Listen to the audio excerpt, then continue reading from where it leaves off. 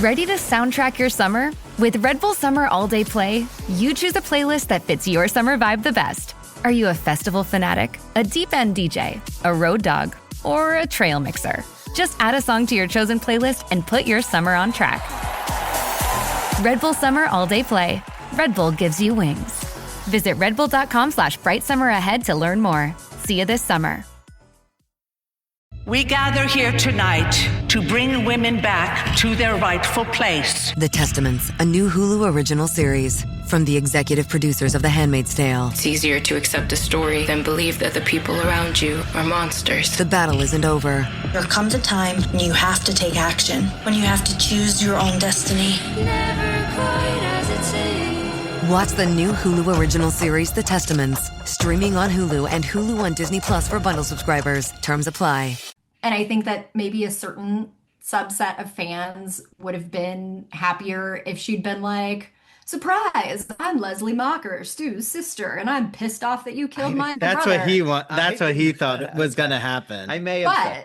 But they've already done the relative thing so many times. And quite frankly, it's not as scary if it's somebody directly connected as it is if it's somebody else who just exists in this world. This character opened everything up so that it's not just anyone who's ever lived through one of these and their extended friends and family and descendants.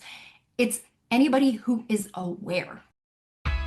This episode is brought to you by State Farm. You know those friends who support your preference for podcasts over music on road trips? That's the energy State Farm brings to insurance. With over 19,000 local agents, they help you find the coverage that fits your needs, so you can spend less time worrying about insurance and more time enjoying the ride. Download the State Farm app or go online at statefarm.com. Like a good neighbor, State Farm is there.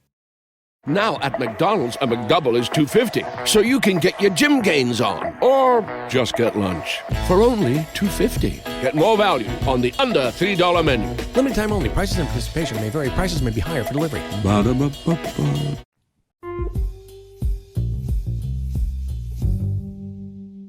Welcome back to the Ivory Tower Boiler Room. It's Andrew. I am so excited to let you all know that we are now in the top 40 best liberal arts podcasts list that got sent to me, and we're number 3. So thank you all for listening to the podcast, and I just really appreciate that you keep spreading the word.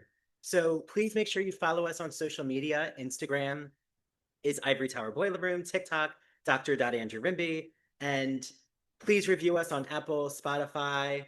It really, all of it helps. So I hope you just enjoy this episode, and as always, remember, there is an ad-free version on our Patreon.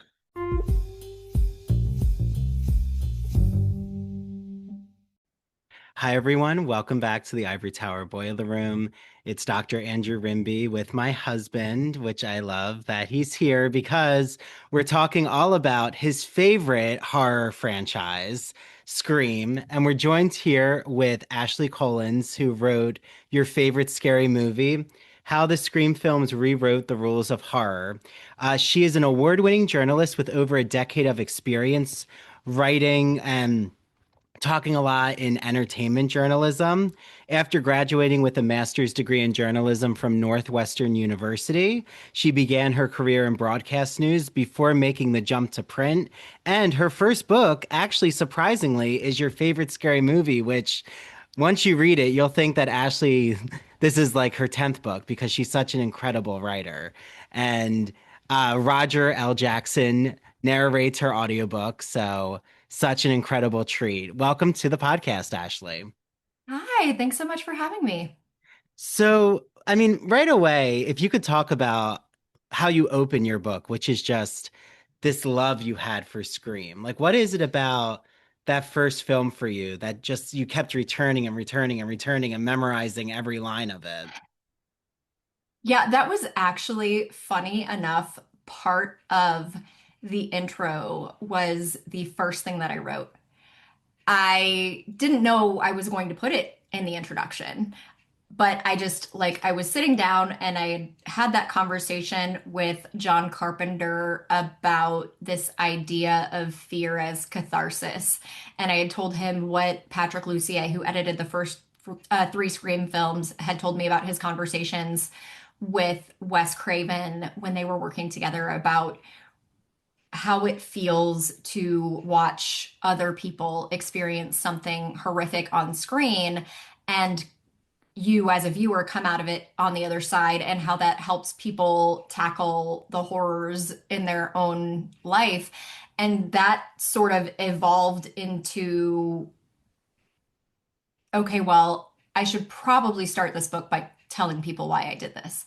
And when John Carpenter had asked me why I loved Scream and was like, put that in the book, it was like a light bulb went off later. And essentially, the reason why I loved Scream is it was unlike anything I had ever seen. It was the first movie that I truly loved that wasn't made for me, right? Because I was in that period of transitioning from kids' entertainment to, grown up stuff. And the characters in Scream were just so cool.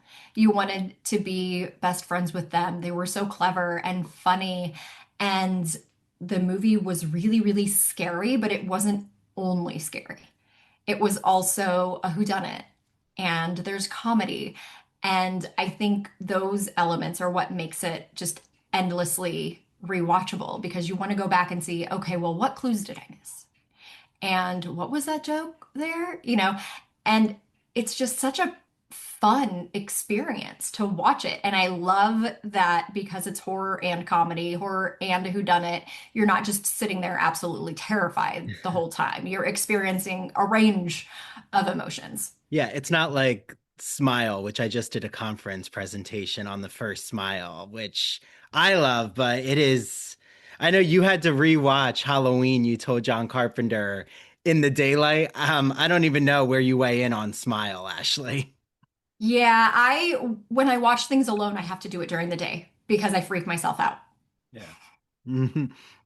Well, and I love how nonchalantly you say that you got to talk to John Carpenter. Like, how did that even happen? Like, I mean, we're listening to your book and you're like, I'm talking to, Nev Campbell. I'm talking to, Rose McGowan, and, you name it. Like, how did you even like form like a relationship with John Carpenter? So that happened as a result of me panicking because of the SAG-AFTRA strike.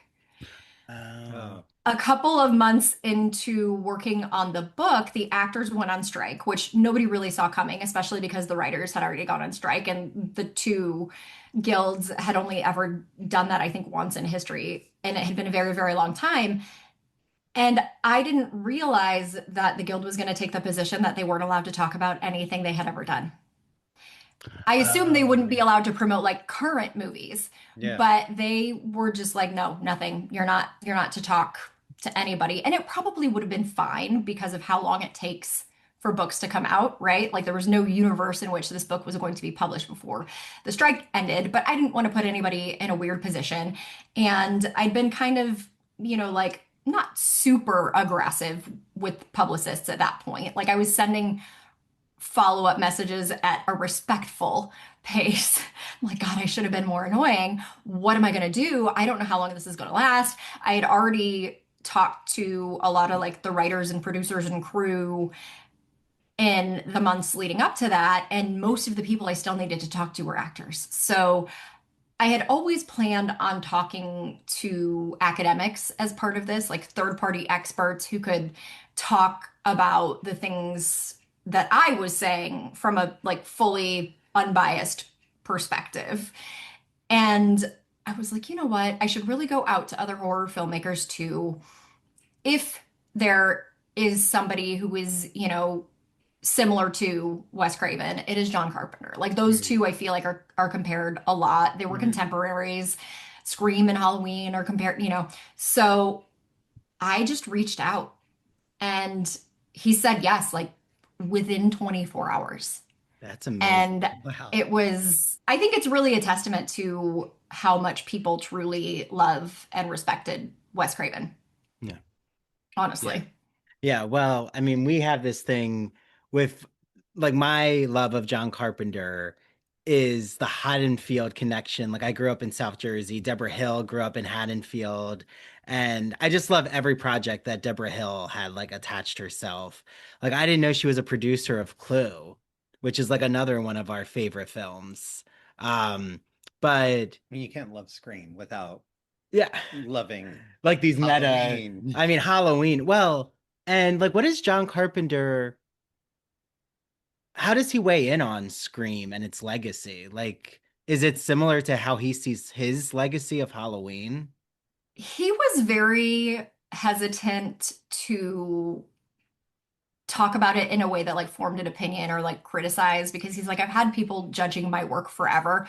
So the questions that I asked him about the franchise specifically, he was not as interested in as he was talking about Wes Craven as a filmmaker or the horror genre as a whole and what makes something scary and, you know, those kinds of things. He had his own like taste on what he would have done with Scream. That's what in your book I like it. Not that it was, you talk so beautiful of Wes, and just hearing the different, like, here's Scream 1, Scream 2, it's really beautiful to hear. And it's just like, we got to rewatch these again. Like, it was just so touching to hear all the like care that you see that he put into this movie. Yeah. Yeah. And like even Drew Barrymore, like what you reveal about the opening, which I don't know if you saw, like I looked up a clip on YouTube and Drew Barrymore had said, like, I'm not going to tell you what Wes like was reminding me of with like this, you know, dog who gets lit on fire in the news. Oh my God. But like when she does it on her talk show, it's really freaky because there's a dog running around her. And I'm like whatever. I don't know if she planned that or not, but it seemed like for a long time she was kind of like being secretive about that process.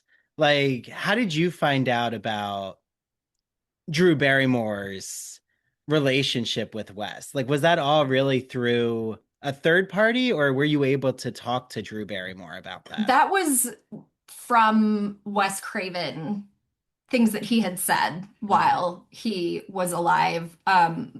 Mostly the director's commentaries on the movies is where I pulled from because I wanted to hear from him directly. But there are a few like archival interviews. There was a great one with NPR and a few others that thankfully still exist from back then.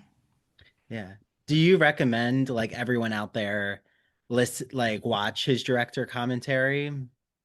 It depends on whether you like director's commentaries because it's a weird experience, right? Like it's kind of like watching a movie with a friend who keeps talking over it, except for it's a friend who made the movie. And so you can still hear the dialogue kind of, but it's not the same as watching the movie. It's like a class on the movie, more or less. So if you're interested in that kind of thing, absolutely, they're fantastic. But if you just want to sit and watch the movie, it could be a little bit distracting to do it that way. Yeah. It's kind of like we did a podcast episode where we like played Scream and then talked throughout the movie. We did like all the facts. Oh, this is when this is happening. Like a watch party. A pop-up video, if you will. Pop-up video. You're right. Like if you've watched something over and over, I mean, I'm so interested now to listen to like each of his. I mean, does he even do it for Scream 4? I think so.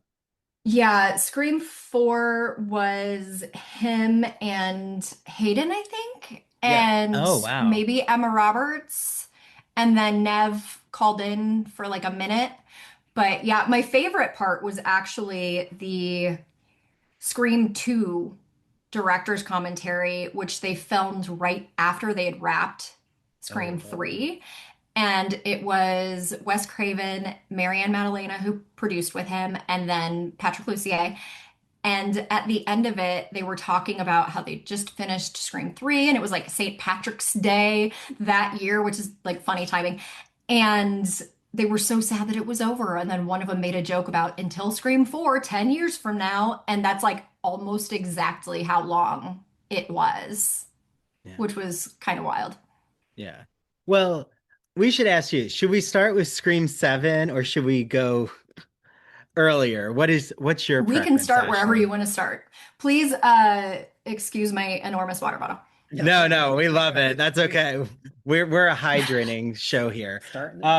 What made her? Yeah, so, with the beginning, I mean, you do so much with, I think it's incredible how you're able to tie every scream together. And you kind of like say about 1, 2, 3, 4, like is in a way you can kind of group, you could group the three together, and then 4 kind of is like the first reboot in a way with the original cast. And I don't know, in my opinion, I know 4 is not your favorite because I think I really like Scream 4. You do? I just Okay, okay. Yeah, the nature of like ranking things, something has to be toward the bottom. And I went to Ann Arbor recently for an event, and I rewatched Scream 4 right before that because it was shot there. So like we went to Jill's house and Olivia's house, the two that were right next door to each other. And so I rewatched this movie very recently. It's a great movie, and it was super ahead of its time as it relates to social media and the idea of internet fame. And so, yeah, no, I don't dislike any of the Scream movies. That one is just not in the same like tier for me as some of the others. Yeah. So, well, what is your ranking, Ashley? I know you love that question. I'm sure. But like if you had to do like your favorite, like I'm assuming the first is your top. Yes. Okay. Yeah. The first Scream 1 is my favorite. I love it. I am also just the kind of person that, I guess never say never, but because it was so groundbreaking and original and everything that came after it was only possible because of it, I don't know that I would ever rank anything above it, even if I had more fun watching one of the sequels, I know a lot of people rank Scream 2 above it. I know people who rank Scream 3 above it. Like everybody's got a different ranking for these movies, which is awesome, and I think just speaks to the overall quality of the franchise as a whole.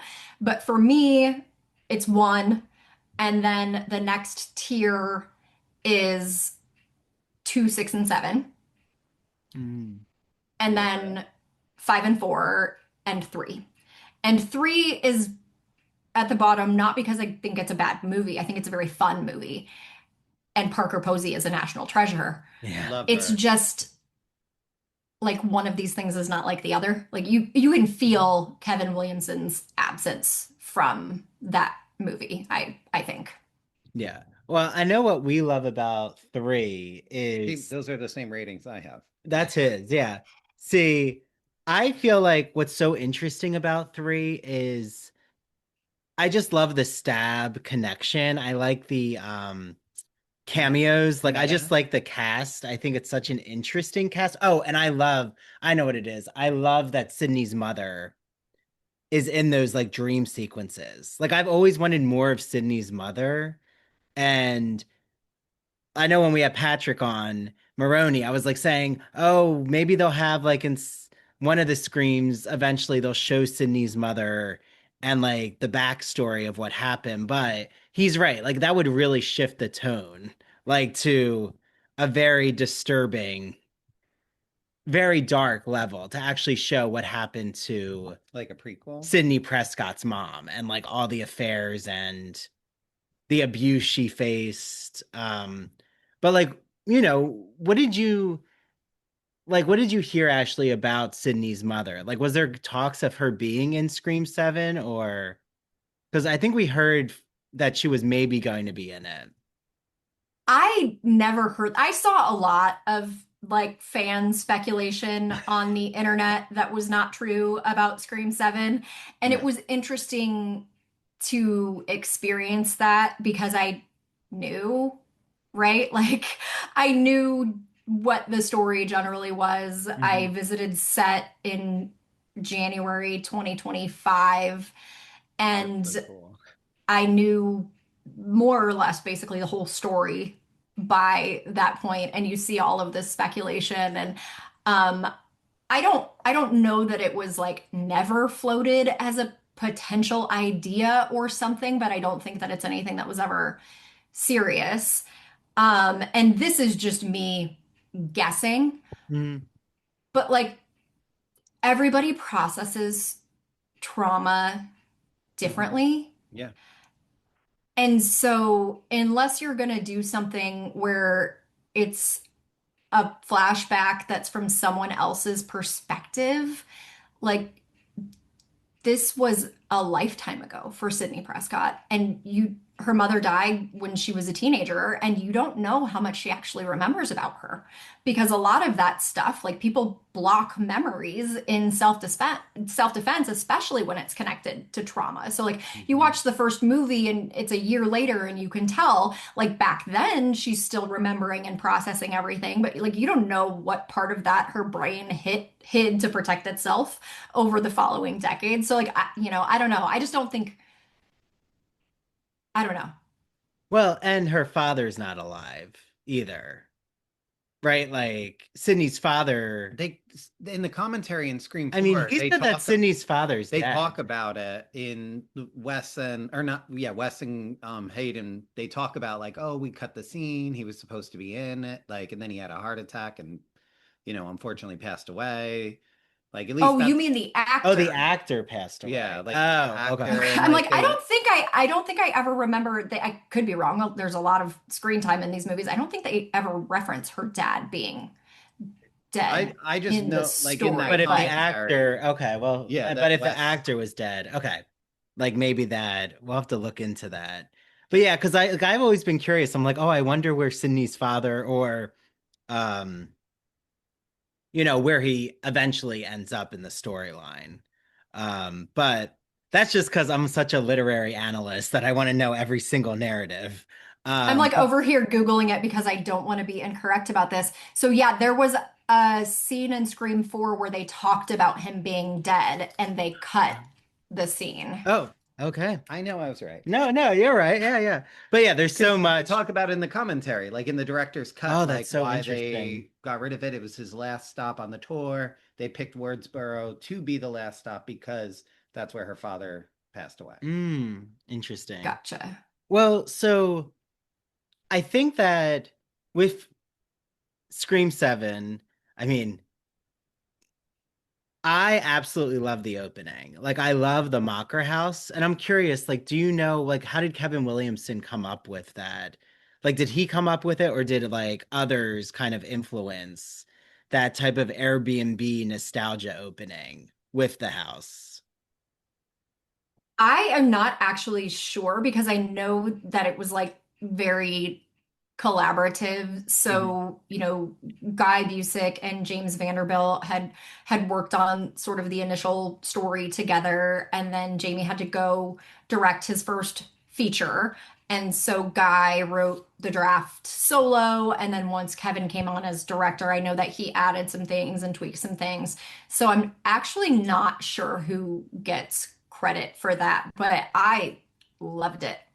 I loved it just as a sort of like meta wink at So meta. the fandom because it's not just a place that people can go visit in the Stab universe. It's a place where you can go tour. It's not like an Airbnb, though they have done a few like contests and things to stay overnight in the Mocker House. We So tried. it's just We cool. tried.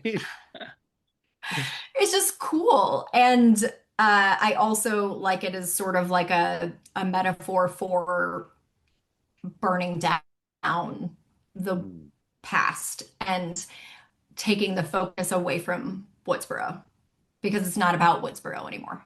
I like that. I like that. Yeah. No, that was funny. When we reviewed Scream 7, I literally said, oh, this is a metaphor for burning down the genre of the like established foundation and creating something new, which, right, is either, I think we're seeing some fans, right, really are able to accept that there's a new revitalization and others want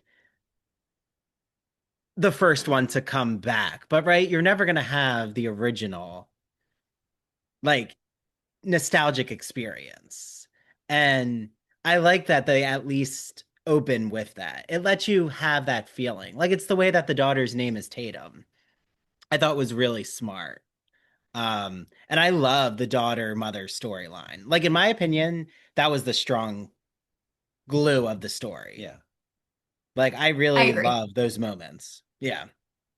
And a lot of that was Kevin Williamson's influence. Yeah. The mother-daughter relationship was really important to him. Yeah, yeah. Well, and we just watched actually a film that we never had seen before, which is Teaching Mrs. Tingle last night, which I thought was so fun. And Helen Mirren, so good. She makes made the that movie, film yeah. amazing.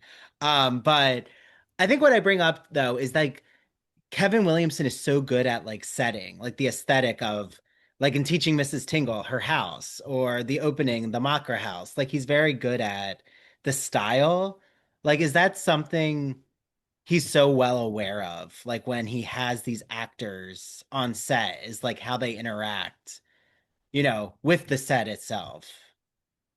It's just a part of storytelling, and he's a deep storyteller. His characters are really well thought out. It's grounded, and the setting is a part of what grounds it. You have to make the world real to buy into the story while you're watching it. Yeah, yeah.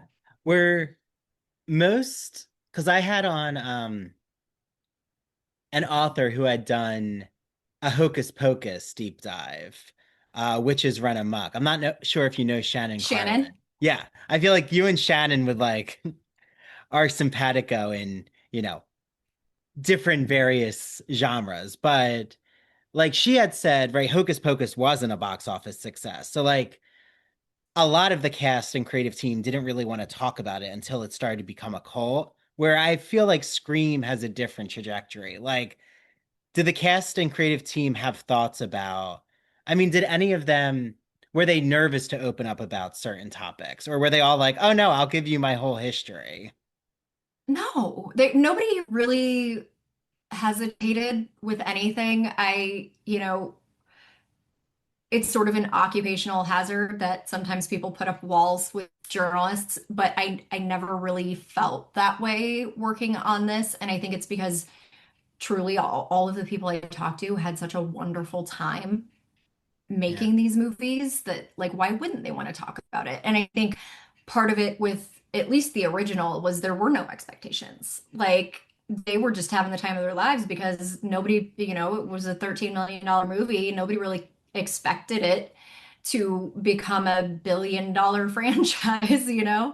So there wasn't that kind of pressure. Obviously, it's different now, and I feel like each one of these, the pressure is greater and greater and greater.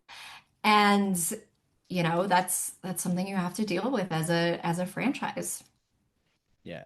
Well, and I feel like, I mean, did Rose McGowan open up to you about like the Weinstein just stamp? Well, I know a lot of people have things to say, not about, Harvey, but about Bob Weinstein. Like, just he was very Watch Scream 3. It's in there. Well, yeah, he's like, this is in Scream 3, that narrative. It feels like the Scream movies play narratives on themselves as their stories are unfolding. They're like, what should we put? Oh, AI. Oh, we have an issue with AI. Let's make that the Scream. It seems like the Scream movies do tie in their own story. They comment on society. They're moments in time. Like none of them are intended to be timeless. Like you can't change the time periods of any of these movies. Yeah, yeah. But like, yeah, did Rose McGowan, like, do you know her? I mean, it's hard to say. I opened the door for her to talk about that if she wanted to, and she answered the question in a way where I could tell she didn't. She was perfectly lovely, but I'm like, I'm not going to make somebody talk about that. Yeah. And so we talked, there was plenty of other things to talk about. I mean, her just coming up with the clothes and like from Scream 1 and then being asked to come back and Scream or like Scream 5, whatever you want to call it, it's Scream again.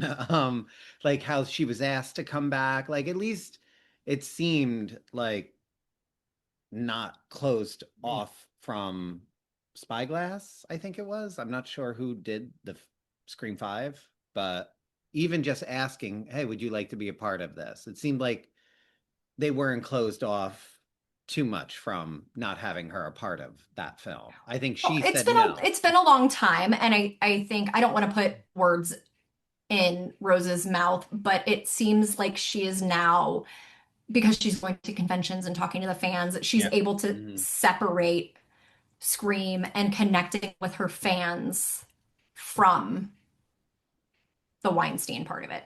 Yeah.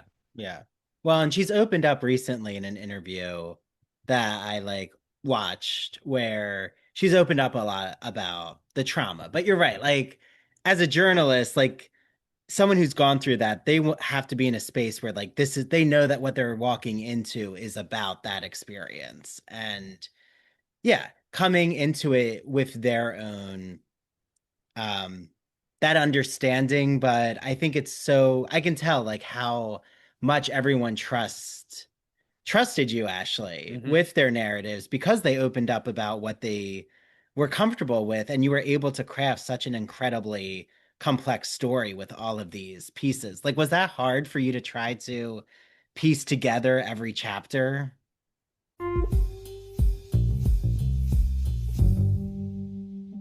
As we get closer to Pride Month, the Gay and Lesbian Review has a brand new magazine celebrating all things Pride in a special issue called Homo Literarius. So it's all about playing on that idea of homo and the Latin root, which the Latin word homo means person. So not just homosexuality, but how LGBT figures have celebrated one another, have read each other, the lovers that they've had who've also helped inspire their creativity. It is a really interesting issue that includes articles about James Baldwin in Turkey, the gays who kill genre. Think about Thomas Ripley or Hitchcock's Rope, or Drew Droge's Messy White Gays. Christopher Street, a fellow LGBT magazine, just turned 50. So there's an article about how Christopher Street came to be. So much is in this issue, and I can't wait for you all to get your hands on it. You can read the digital issue, or you can get the print magazine. Head to glreview.org, use the promo code ITBR Choice for a free issue of the magazine, and I know you all are going to absolutely love it as much as I do.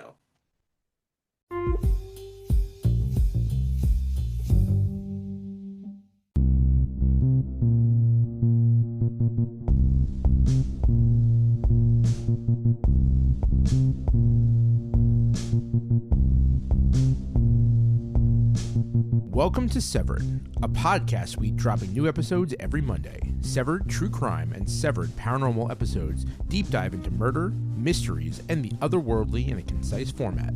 A 7-minute story to frame the case with thoughtful analysis and our usual banter. We sometimes find the lighter side of darker cases. We offer 3 spin-off shows, Severed Strange Stories, Severed Haunted You, and Severed Serial Killers that highlight the unusual to lighthearted topics from the digital dumpsters of true crime, haunted universities, and the minds of madness like Ted Bundy and Jeffrey Dahmer. We are your co-hosts. I'm Harry Chambers. And I'm Drew Hudson. Listen on all major podcast platforms, including Rogue Media Network and Radio Garden State. Follow us on Instagram at severed_podcast. Get business done with the new American Express Graphite Business Cash Unlimited card. With unlimited 2% cash back on all eligible purchases. Unlimited 5% cash back on flights and prepaid hotels booked through American Express Travel Online. And a flexible spending capacity that can grow with your business. You'll have the confidence to keep building. Apply today and earn a welcome offer of $1,500 cash back after you spend $50,000 in qualifying purchases on your new card within the first 6 months of card membership. Terms apply. Learn more at go.amex/graphite.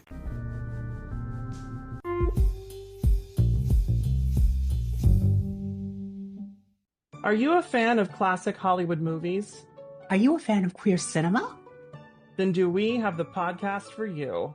Hello, everyone. I'm Christian Garcia. And I'm Luke Del Mar. And we are your hosts of That Old Gay Classic Cinema, where we take a look at some of the greatest films of all time and analyze them through a queer theoretical lens. Let's be honest. LGBTQIA plus people have been a part of Hollywood since its inception, and this podcast celebrates those artists and entertainers of yesteryear while also taking a closer look at the queer-coded characters and stories in classic Hollywood films long before queer representation entered the mainstream. So follow us down the road of classic cinema as we give you a guide to some of the films that touched our hearts, brains, and even gave us courage to be ourselves. You can listen to That Old Gay Classic Cinema wherever you get your podcasts, and be sure to follow us on Instagram, YouTube, and TikTok. All right, listeners, we're ready for our close-up.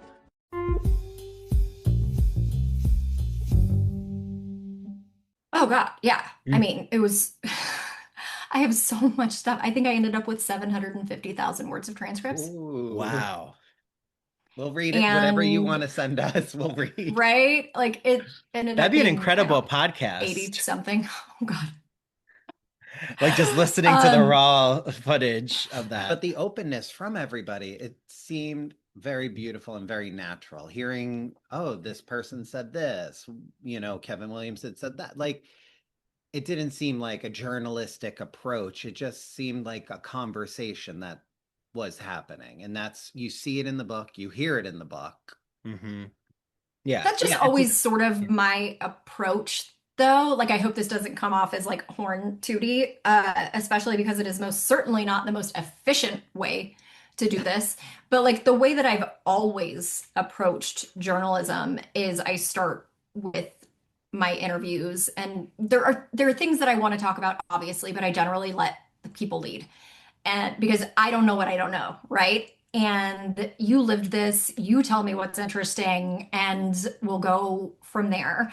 And then when I'm putting it together, I start with the quotes and I lay it out. I basically build like the architecture of it with quotes. And then I go through and I write and I paraphrase and I connect things and I explain and I give context and whatever else.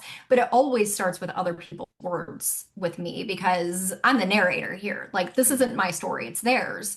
And that's just sort of always been my style whether it's, my deal makers columns for the Ankler or back in my previous life in TV news. It's just the way that my brain works. Yeah. Well, like, what inspired you? Like, yes, you loved the first Scream, but like, what inspired you to even create this book? I mean, I feel like we need to ask you that. Yeah, so for the 25th anniversary of the first movie, I was working at the Hollywood Reporter and I pitched an oral history, and it was great. It was like 3 months of, interviews and then editing and prep. And I ended up doing 2 pieces because I was really taken aback by the way people talked about Wes Craven. And there's only so much space. So I did one that was an oral history of the movie and then a second piece on Wes Craven's legacy as a filmmaker. And it was a great experience. I remember joking to my husband at the time that I had enough left over for a book because it's funny in hindsight because I just told you how much I had for this. I had like 30,000 words left over, which, was a lot. Yeah. But, I made the joke. I went back to my day job, kind of forgot about it. And then a few months later, I got an email out of the blue from my now agent saying that he'd been thinking that there needed to be a Scream book. And here is why he thinks I should be the person to do it. And, that's how it happened. It was like, oh, well, obviously. I'd always wanted to write a book. I don't know how or when I would have taken that first step on my own. But as soon as he reached out, it was like, well, clearly. Yeah. That's like such a great, amazing lesson out there for like younger journalists or just writers that, you put out an article and then you never know what will happen in a few months, like who that's going to reach, right? Because I feel like podcasts or like specifically like even the Hollywood Reporter, I mean, I'm obsessed with those roundtables that they do. And like that has an immediate audience, but writing takes a little while to build, but then you're not knowing where it reaches and the potential. Like that's incredible because actually that's how Shannon came to create the Hocus Pocus book because of the I Put a Spell on You scene that she wrote, or did a journalistic piece about. So it's like very interesting how that I came joke that together. it's the book nerd equivalent of like that period in the 90s when all of these actors were being discovered at the mall. Oh yeah. Yeah. Yeah. Wait, like the mall competitions? No, like just Oh, you okay. remember like there was a time period where it felt like every actor and model had been just like discovered at Abercrombie or whatever. And I'm like, this is like the nerdy version of that. This is the cool version. We like to say we're the cool people. Well, and something that, I mean, how do you weigh in on, and if you can't answer this, we could cut it out, but how do you weigh in on like what Anna Camp has just done in an interview about weighing in I on the will scripts?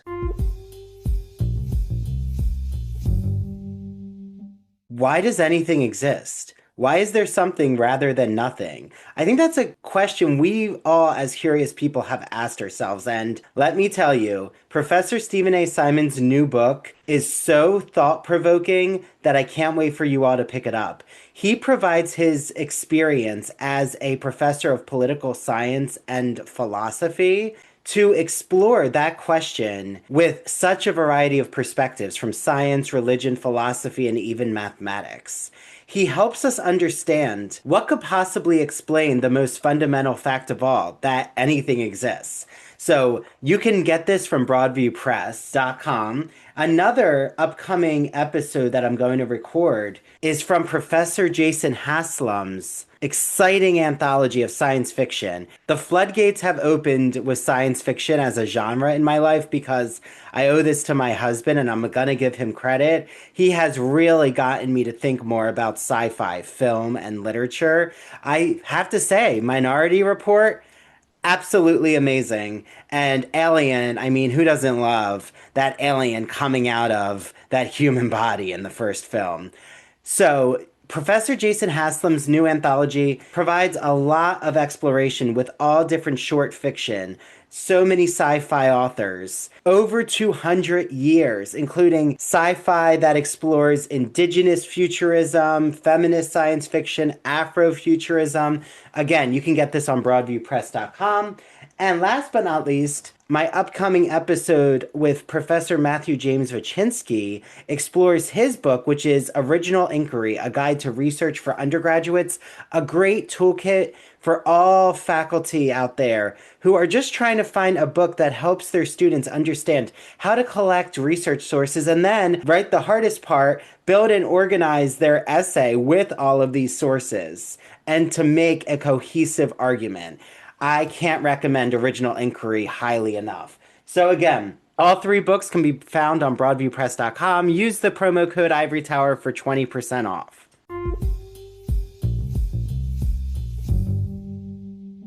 Yeah. Oh, I will tell you, I have been under a rock with the entire internet for like a month because I've just been busy. So I haven't read anything about Scream 7 in like the news. So I probably don't know. Okay. No, basically she just like came out and said that she kind of had to create more of a backstory for her character's motives. As spoiler, okay, I should say that. As we talked about it several times as the killer, and that it wasn't like apparent in the script. Like she wanted to get more scenes of herself with Sydney or even just herself with Or the why. other cast members. Why she came after Sydney. She had to come up like, I think there needs to be more dialogue. I can't just be the person at the end of the movie saying, oh, I did Pilates and now I'm mad that you didn't come to New York. Yeah, like she just thought she was trying to fill in some gaps, which I don't think is uncommon. Yeah. Well, so with the caveat that I don't know exactly what she said. I will say, so like my husband and I had that conversation after he saw it for the first time, which was my third time seeing it. And upon repeat viewings, I actually feel like they walked that tightrope perfectly because you don't want to give it away. but you also don't want it to feel totally unearned.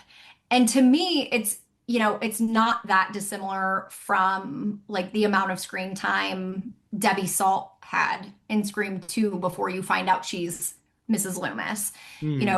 A lot of their relationship is implied, which I think works. And the scene in the coffee shop does a lot of heavy lifting.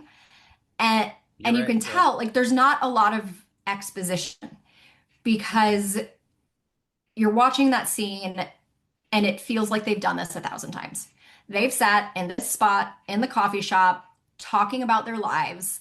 They know each other's stories. You establish how well they know each other by the way that they don't have to over explain in order to have this conversation about parenting through trauma.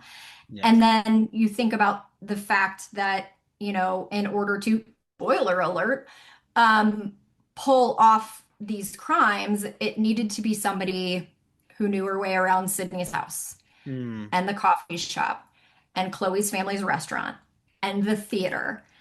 And she clearly would have been in all of those places. And even I remember thinking the first time I saw the movie that the guy in the coffee shop was creepy. Yeah. Carl. And yes.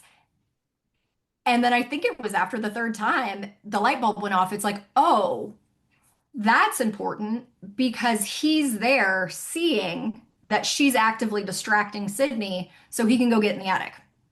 Oh. Yeah. And like the Ethan Embry stuff, yeah, he only had one scene before the reveal, but that scene was so important. Yeah. Because that is the conversation that makes them, they were sure it was AI and not Stu until they talked to that guy. And he was like, he sold oh no, this is a mental patient. I know him. He used to live here. Yeah. He was here for a long time. He's lying because he's in on it, but you don't know that at the time. And so that scene's really important too. And so like you go back and you pick up on all of these things. And I feel like, especially with the friend character, if you had put her in there too much more, it would have just been glaringly obvious. And like, I know people have criticized the motive, and I think that maybe a certain subset of fans would have been happier if she'd been like, surprise, I'm Leslie Mocker, Stu's sister, and I'm pissed off that you killed my That's brother. That's what he thought was going to happen. I may have But they've already done the relative thing so many times. And quite frankly, it's not as scary if it's somebody directly connected as it is if it's somebody else who just exists in this world. This character opened everything up so that it's not just anyone who's ever lived through one of these and their extended friends and family and descendants.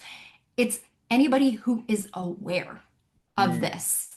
And especially because now in the age of social media, this idea of parasocial relationships, which I feel like the entire internet learned that phrase because of this character, not the entire internet, but Gen Z. Like you have so much access to people and you feel like you know them and you build these relationships in your head that the other person is not aware of. And in this case, right, she was obsessed and idolized and had Sydney up on a pedestal. And the second she was disappointed by her, it felt like a betrayal. Like, how dare you not go get the bad guy in New York? I killed my husband for you. How dare you? You're not good enough anymore, but I need somebody. So I'm going to make your daughter what you can't be. And I'm going to punish you for betraying me. So like, I actually think if you stop and think about that, like, it's so much scarier than if she had just been secretly a relative or something the whole time.